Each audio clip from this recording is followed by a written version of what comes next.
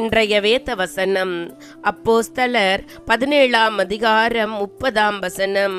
அறியாமையுள்ள காலங்களை தேவன் காணாதவர் போலிருந்தார், இப்பொழுதோ மனம் திரும்ப வேண்டுமென்று எங்குமுள்ள மனுஷர் எல்லாருக்கும் கட்டளையிடுகிறார்.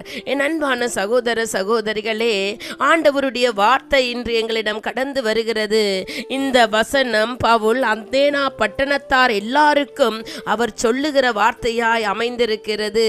அங்கு மக்கள் சிலைகள் வணங்கினார்கள், அறியப்படாத தேவனுக்காக என்று பலிபீடத்தை வைத்திருந்தார்கள். பவுல் அவர்கள் அறியாமையானால் செய்த அந்த வழிபாட்டை பார்த்து உண்மையான தேவனை அறிமுகப்படுத்துகிறார். அவர் சொல்லுகிறார், முன்பு தேவன் உங்கள் அறியாமைகளை பொறுத்தார், ஆனால் இப்போது தேவன் அனைவரையும் மனம் திரும்ப அழைக்கிறார். இன்று நமக்கும் தேவனுடைய வார்த்தை கடந்து வருகிறது. நாங்கள் சிலைகளையும் சிற்பங்களையும் தெய்வம் என்று வணங்கி வழி விலகி பாவங்களை செய்து பாவ வாழ்க்கைகளை வாழ்கிறோம். அவைகள் கண்ணிருந்தும் காணாது, செவியிருந்தும் கேட்காது. உண்மை உள்ள தேவனுடைய சத்தியத்தை கேட்டு அவருடைய வழியில் வரச் சொல்லி எங்களை அழைக்கிறார். அறியாமை காரணமாக நாம் செய்த பாவங்களை தேவன் பொறுத்தார், ஆனால் இப்போது இயேசு கிறிஸ்துவின் மூலம் சத்தியம் வெளிப்படுத்தப்பட்டு விட்டது. ஆகையால் எல்லோரும் மனம் திரும்பி தேவனை நோக்க திரும்ப வேண்டும் என்று அவர் சொல்லுகிறார். உலக மக்கள் அனைவரும் ஆதாம் ஏவாளின் வழி வந்தவர்கள், பின்பு நோவாவின் வழி வந்தவர்கள்.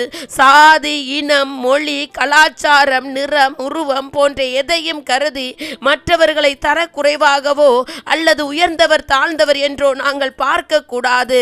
நாம் தேவனுடைய சந்ததியார். ஏனெனில் நாம் தேவனுடைய உருவத்திலும் சாயலிலும் உருவாக்கப்பட்ட ஆதாமின் வழி வந்தவர்கள். அறியாமை உள்ள காலங்களை சகித்து கொண்ட தேவன் இப்பொழுது உலகமெங்கும் உள்ள யாவருக்கும் மனம் திரும்ப வேண்டும் என்று கட்டளையிடுகிறார். மனம் திரும்ப வேண்டும் என்பது தேவனுடைய கட்டளையாகும். மனம் திரும்பிய அனுபவம் உங்களுக்கு இல்லாவிட்டில் இன்றே இக்கட்டளைக்கு கீழ்ப்படிந்து மனம் திரும்ப வேண்டும். தேவன் எல்லாரையும் மனம் திரும்புமாறு அழைக்கிறார். அதாவது பாவ வாழ்க்கையிலிருந்து விலகி இயேசுவை நோக்கி வரும்படி அழைக்கிறார். மனம் திரும்புதல் நம் ரட்சிப்பின் முதல் படி.